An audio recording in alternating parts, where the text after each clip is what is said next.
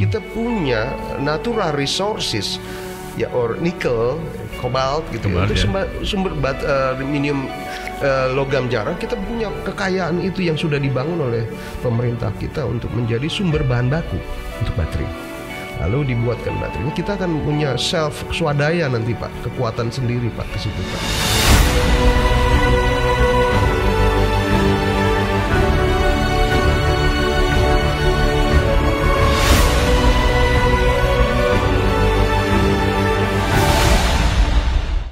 Salam semangat, salam sehat untuk kita semua. Dari hulu ke hilir, bicara dengan khususnya bidang energi, bicara dengan tokoh satu ini, kayaknya kita mendapatkan banyak informasi dari hulu ke hilir. Kenapa saya katakan demikian? Beliau ini pernah menjadi anggota DPR, khusus di bidang energi, yaitu di Komisi 7, Ketua Komisi 7. Setelah itu berbagai jabatan pernah disandang oleh beliau. Komisaris di PT Dirgantara Indonesia, komisaris di penyedia pelayanan listrik untuk Indonesia, yaitu PT PLN Persero. Dan satu lagi, saat ini beliau dipercaya sebagai komisaris utama di Pertamina Patra Niaga, subholding Pertamina yang di bidang retailer. Sangat mumpuni. Jangan lama-lama lagi, kita langsung bicara sama beliau. Abang kita nih, Dr. Insinyur Sumanggar Milton Pahan MM CERG. Waduh. Selamat pagi. Sebenarnya saya tadi bicara dengan abang ini, ternyata banyak lagi sertifikat yang abang pegang, tapi kita lebih lanjut lagi. Bang, bicara tentang energi. Abang kan dari kaitan dengan peraturannya abang ya, kaitan dengan undang-undang sebagian, dan sekarang abang praktisinya di bidang energi. Bagaimana perkembangan sekarang bang? Ya, situasi sekarang kita sudah on the track ya. Kita punya peta jalan apa yang dinamakan skenario kebijakan energi nasional. Itu PP 79 2014. Kebetulan saya membidani, jadi saya ketua pansus waktu di parlemen di DPR untuk membuat konsep primary energy nasional, skenario 2025, skenario 2050, di mana kita mulai menitik beratkan pada perkembangannya ke porsi menambah renewable energy baru terbarukan. Posisinya dari perubahannya adalah di masa periode 2010-2009 itu kita ada di Kementerian SDM ada membentuk namanya Direktorat Jenderal EBTKE. Itu peta jalan yang harus kelengkapan infrastruktur ekosistemnya. Kemudian kita canangkan salah satunya porsi energi terbarukan di tahun 2025 menjadi 23%. Itu angka yang kita pastikan. Jadi ke arah ke depan step by step setiap periode, kalau dalam konteks pemantauan kita punya namanya, kalau di PLN itu namanya RJPP dan RUPTL.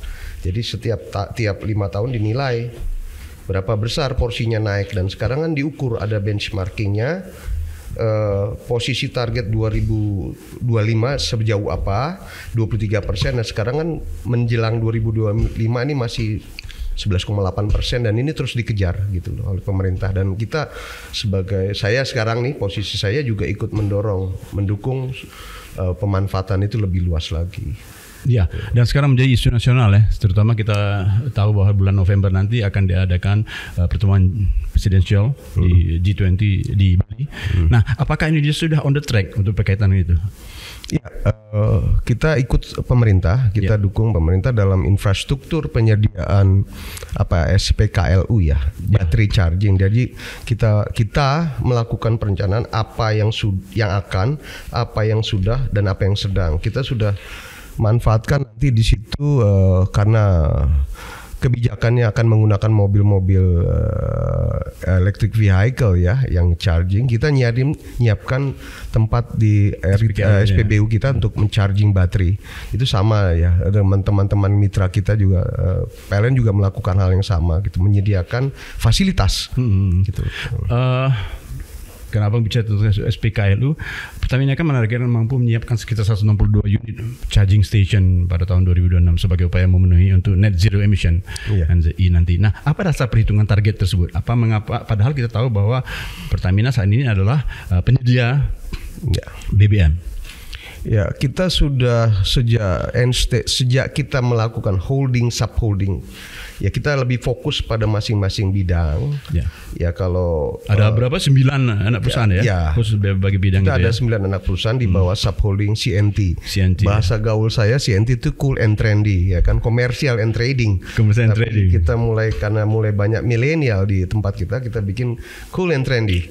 Nah, ini kita menyiapkan segala sesuatu produk dari pemasaran di Pertamina, itu kita yang bertanggung jawab di Indonesia, bahkan di luar negeri juga. Nah, Pertamina sudah menjadi perusahaan energi. Tidak lagi melulu bicara soal penyediaan BBM, tapi perusahaan energi, world class company, world class company. Itu harapan kita semua, gitu loh, target kita. Oke. Terakhir Mbak, melihat situasi terkini di mana realisasi capaian bauran energi terbarukan masih jauh di bawah target RUN 23% pada 2025 ya. Bapak tetap optimis Pak, Indonesia akan mampu untuk mengakselerasi transisi energi ini Pak? Ya, seperti saya bilang tadi, kita pakpahan, menapak perlahan-lahan. Wah, sesuai dengan namanya Pak. Saya pakpahan, saya menapak perlahan-lahan. Di sepak-sepak kita bertahan. Iya. Menapak-napak perlahan. Iya. Walaupun di sepak-sepak pasti jalan. Pasti jalan. Jalan itu panjang, tapi kalau kita tidak pernah mundur maju, we can call change diri kita ya, bahwa itu keniscayaan, suka tidak suka, mau tidak mau, kita akan sampai ke era energi terbarukan lebih mendominasi kehidupan kita. Jadi salah satu platformnya adalah ya kita electric vehicle itu akan sampai ke angka yang cukup signifikan dalam industri otomotif kita. Ya, bicara otomotif Pak, masyarakat langsung bicara sesuatu hal yang berkaitan dengan BBM, dan itu menjadi topik sangat menarik bagi masyarakat. Saat ini kebutuhan BBM per hari sudah mencapai sekitar 1,4 juta barel. Padahal produksinya hanya 0,7 juta barel. Nah, berarti sebagian impor. Sebagian adalah subsidi. Kita tahu bahwa harga seperti Pertalite sekarang berapa? 7.000, pada saat kita berbicara ini 7.650 per liter. Sementara harga keekonomian jauh di atas itu. Berapa sekarang harga keekonomian seharusnya Pak? Ya, kalau kita acu benchmarking itu sudah hampir di angka 19.000. Nah, bagaimana untuk diferensiasi harga tersebut? Ini saya kira siklus ya. Ini berdampak karena kondisi geopolitik internasional ya. Harga BBM memicu tinggi. Kalau dari APBN kita prediksi waktu itu 63 US per dolar ya satu barrel. Nah, ini karena ada ketegangan di dunia politik, di dunia internasional ya, jadi harga tinggi. Nah, ini saya kira tidak akan ada situasi di mana harga berdasarkan demand supply dan akan ada turun. Kita mengharapkan ini ketegangan dunia juga meredah, harga normal kembali, supply tidak terganggu, sehingga kita bisa menunggu. Memang harusnya kita menyesuaikan, tapi sebagaimana kita menunggu restu pemerintah dan arahan pemerintah, ya ini yang terbaik yang saat ini diambil, tapi ada waktu yang harus dilihat seberapa kuat, seberapa mampu kita, dan ini kesadaran masyarakat kita. Lalu Pertamina melakukan apa yang dinamakan pemerintah melakukan apa yang dinamakan bersama Pertamina mengupayakan sampai ke subsidi yang memang tepat sasaran. Salah satunya kita menggunakan kita punya model dengan My Pertamina. Aplikasi My Pertamina ya. Ini udah mulai jalan sosialisasinya di masyarakat. Kita udah bikin beberapa percontohan dan ini sukses. Beberapa artinya waktu supaya lalu, subsidi tadi tepat sasaran kepada yang memang harusnya demikian. Berhak untuk menerima Pak ya. Ya. Itu kita bekerja sama dengan stakeholders lainnya untuk mendapatkan data yang akurat gitu. Kami bekerja sama dengan BPH, kita melaksanakan tugas kita sebagai yang menyediakan. Jaminannya ya kita memastikan bahwa masyarakat tidak ada kekurangan BBM gitu. Tapi itu juga dengan LPG kita juga melakukan hal yang sama. Kita melakukan diversifikasi juga. Salah satu proyek besarnya adalah mendiversifikasi LPG dengan batu bara, ya, dimethyl ether. Ini yang sedang dalam proses juga di kita. Jadi mengurangi tekanan impor yang begitu besar. Betul. Kita mulai memanfaatkan apa yang kita punya di dalam negeri kita. Gitu. Jadi Pertamina Patra Niaga khususnya itu memang saat ini sudah on the track untuk mendukung pemerintah kaitan dengan bauran energi, berkaitan dengan tadi BBM, kemudian juga berkaitan dengan bisa memenuhi rencana RUEN 2025. Nah, Pak, saat ini kan salah satu perjalanan menuju transisi energi, salah satunya melalui transisi energi di bidang sektor transportasi, kendaraan listrik.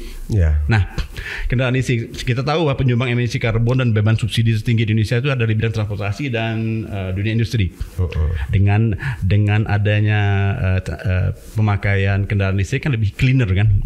Nah, salah satu upaya Pertamina adalah menyediakan SPKLU dan ada nggak semacam booster lain yang dilakukan oleh pemerintah oleh Pertamina untuk mendukung upaya pemerintah tersebut?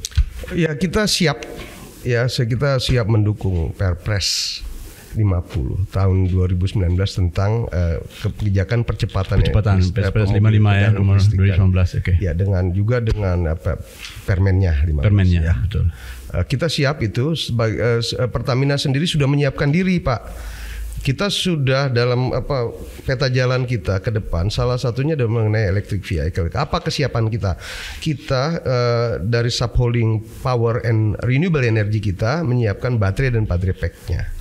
Kita dengan kerjasama dengan Indonesia Battery Corporation dan PNR. IBC, Nah, kita di hilir, di downstream itu adalah kita punya kekuatan, strength kita adalah terdistribusi merata SPBU kita se-Indonesia.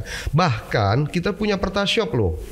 Pertashop itu akan menjadi salah satu yang ada terdepan, di garis depan kepada masyarakat kita, untuk juga nanti akan ada fasilitas penggantian baterai di lapangan. Karena gini, apa saja yang disediakan Pertashop? Maaf saya potong, Pak. Apa saja yang disediakan di Pertashop itu, Pak? Pertashop itu adalah salah satu kebijakan kita untuk menyediakan layanan pengadaan BBM, juga mungkin nanti LPG dan juga pelumas sampai ke titik desa, sampai ke titik yang jauh, yang selama ini jauh dari jangkauan SPBU, kira-kira gitu ya. Nah, itu kita sudah mulai masuk di situ dan target 10.000 dalam 3 tahun ini sudah harus ada, dan itu menjadi outlet, menjadi sensor touch langsung kepada masyarakat. Itu juga kita sediakan nanti someday adalah salah satu fasilitasnya tempat untuk penggantian. Selain kita kerjasama dengan perusahaan yang retail, kita juga akan mempunyai kemandirian dalam hal ini. Nah, itu salah satunya. Challenging kita bahwa saat ini kita ada menurut data dari Kementerian SDM ada 115 juta kendaraan bermotor roda 2. 125 juta yang saya tahu, dan 15 juta kendaraan beroda 4. Ini ada challenging yang terbuka. Ini akan punya kesempatan besar. Ya, ini tergantung nanti kebijakan pemerintah untuk memberikan insentif, untuk memberikan fasilitas kemudahan supaya ini tetap masif. Ada keuntungan yang mengikut adalah dengan turunnya emisi karbon kalau makin banyak kendaraan electric vehicle. Tentunya terjadi disrupted di Pertamina. Income kami akan turun dalam BBM nantinya satu saat. Tapi karena kita sudah berimigrasi menjadi perusahaan energi, kita siap juga. Kita penguasa di otomotif di teritori jalanan gitu loh. Kita akan siap dengan fasilitas kita mendukung kebijakan ini. Gitu loh. Yang mampu beradaptasi itulah yang bertahan. Ya, That's it yang mampu kita lihat itu. Jadi Pak Pahan tadi ya, saya tetap bertahan, Pak ya. Ngomong nama Bapak ini kan Sumanggar Milton Pak Pahan. Iya. Secara bercanda apa nih? Milton apa artinya, Pak? Ya, tadi saya bilang mile and ton. Mile jauh, Pak, jarak kayaknya. Mile ya. Terus ton itu berat. Oh ya, itu ton menandakan berat. Setiap saat kita harus punya kewaspadaan ya, punya bisa tanggap, awas, kritis, terus konsentrasi, terus juga memberi apresiasi kepada siapa yang terbaik dan memberi model solusi. Itu loh yang jadi mile and smile town juga bisa, ya gitu kan. Jadi kita Nama saya tuh awalnya Sumanggar, Pak. Itu Sumanggar. Oke, ya, Sumanggar Milton Bapak. Di daerah kawasan saya itu Sumanggar dulu. Betul. Susu itu baik, manggar itu bunga kelapa yang baik ya. Jadi nanti someday akan menjadi bermanfaat.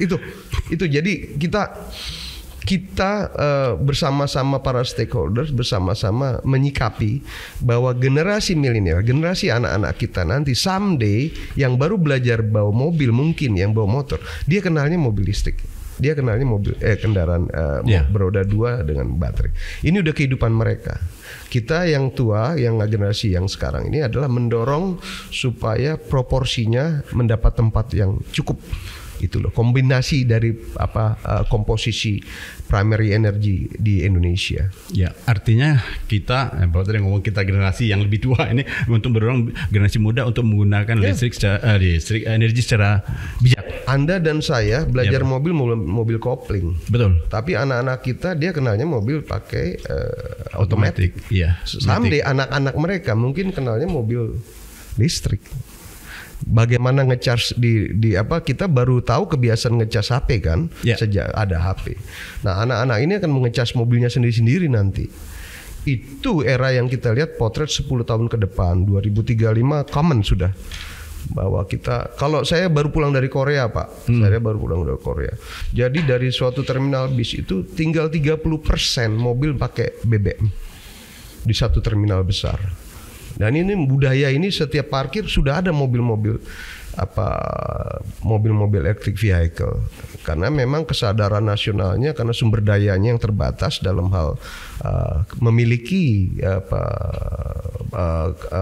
cadangan BBM, tidak punya BBM ya, kita seperti gitu. Mereka sudah lompat jauh untuk menggunakan baterai. Gitu. Salah satu negara yang saya lihat, selain beberapa negara sudah melakukan hal yang sama. Kita juga akan sampai di situ.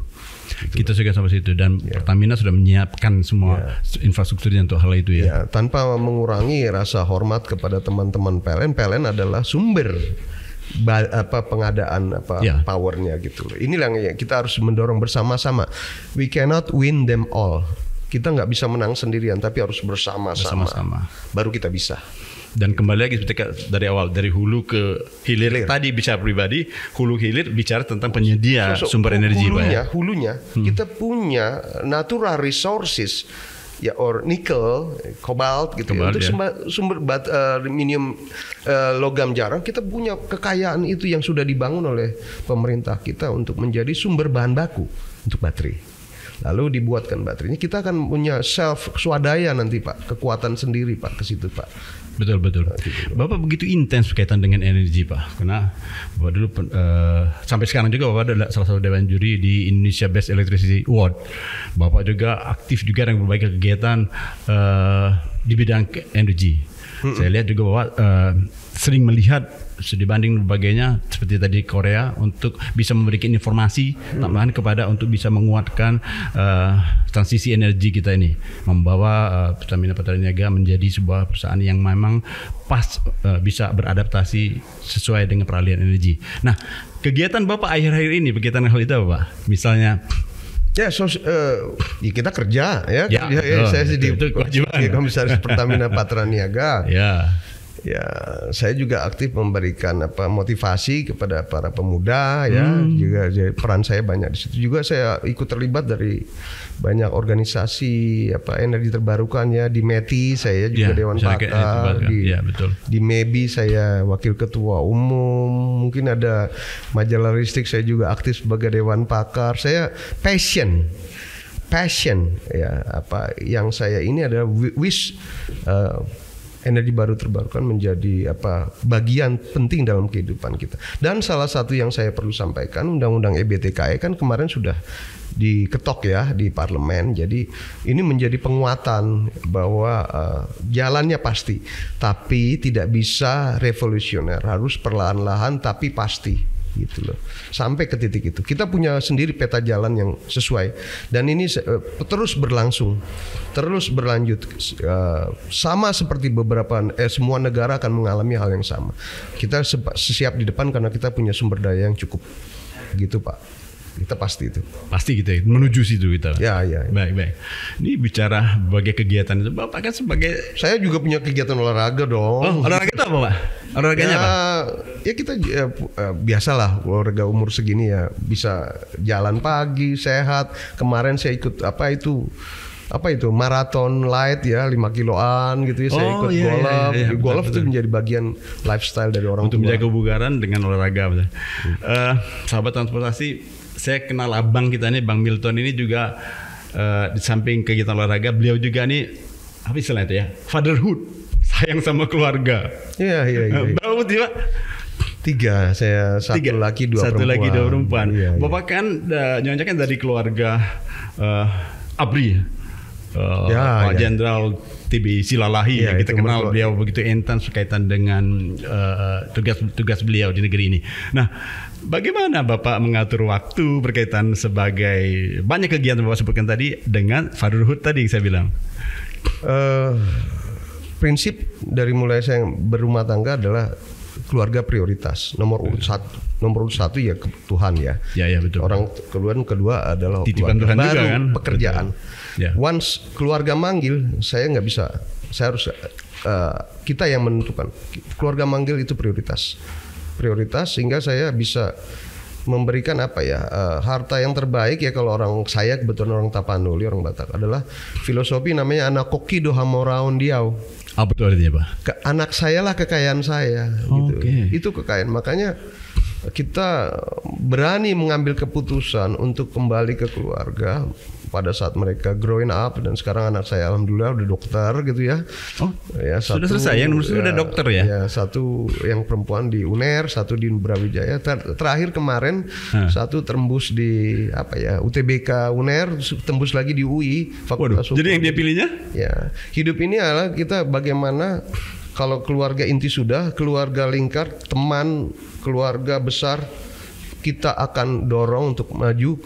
Kalau setiap orang melakukan itu ya Pak, membantu lingkungan sekitarnya untuk be the best, be number one, be different, negara ini akan lebih jauh lebih maju karena memberikan bekal pendidikan kepada anak-anak kita. Saya concern di bidang itu, memberi dukungan kepada siapapun yang butuh sekolah. Ini ngomong bercanda Pak. Teman-teman saya kan di Fakultas Hukum itu banyak kan orang Batak. Orang Batak kan di bidang hukum.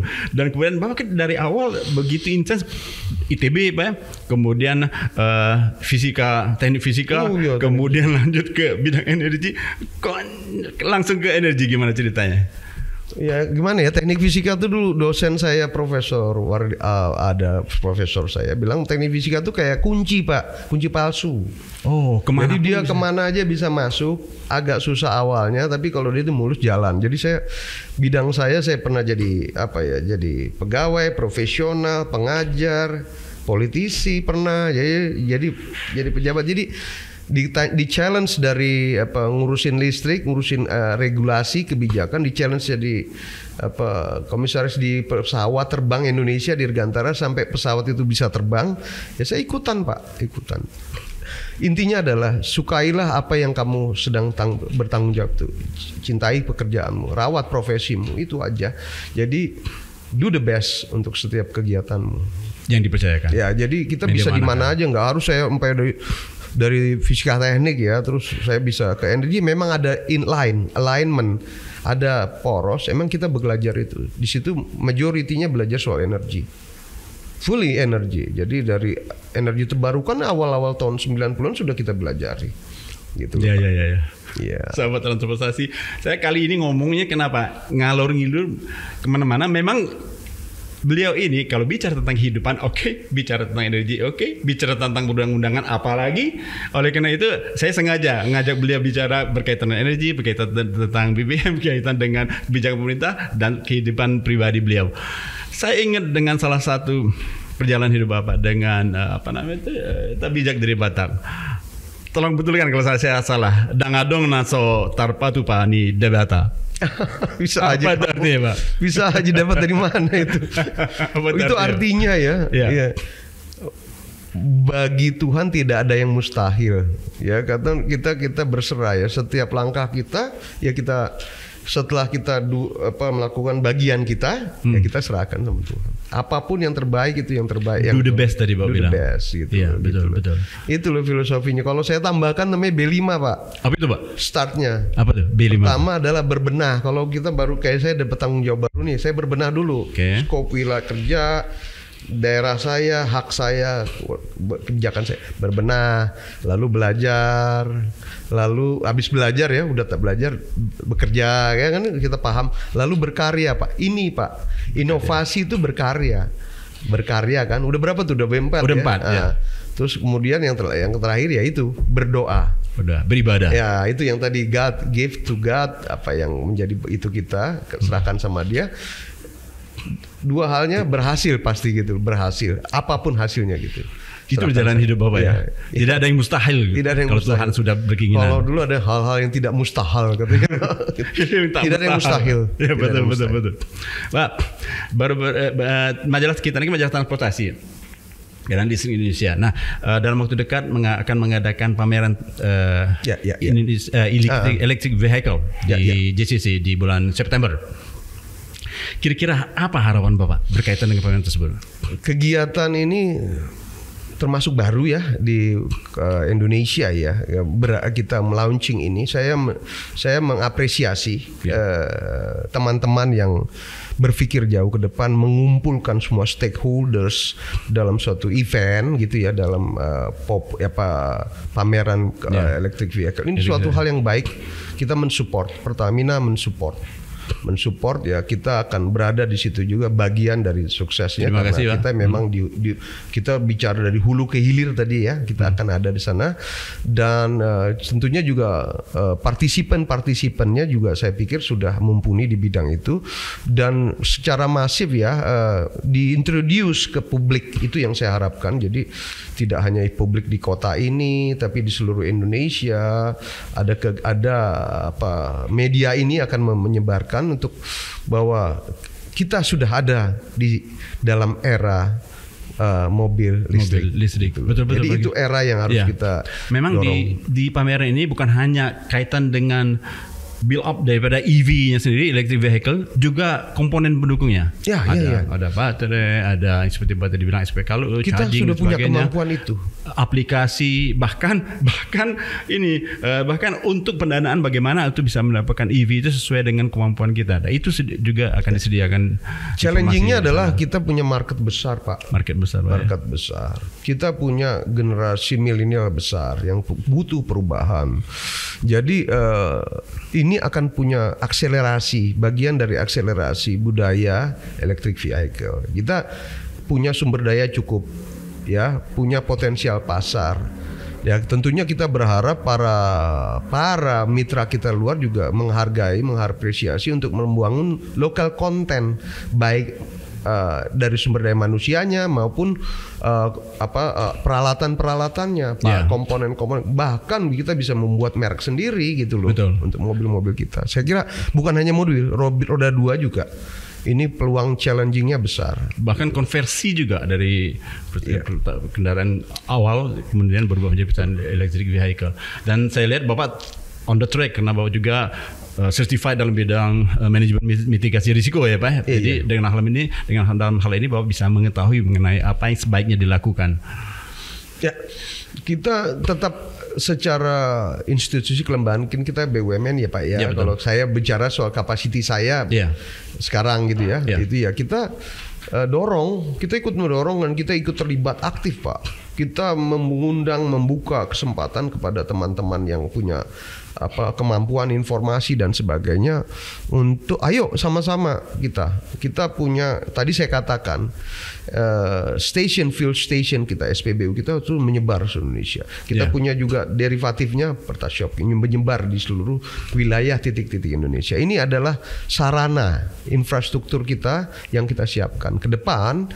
Ini menjadi bagian yang tidak terpisahkan daripada penyediaan infrastruktur di hilir, baik baterai charging maupun swap penggantian. Betul. Baterai. Di samping PLN memang Pertamina mempunyai peran penting itu bisa mempercepat transisi.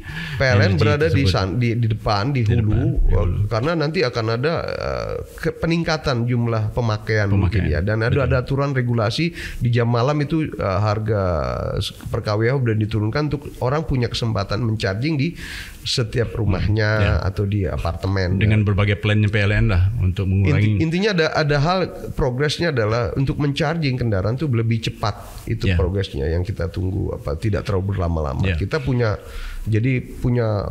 area yang cukup untuk ikut berpartisipasi.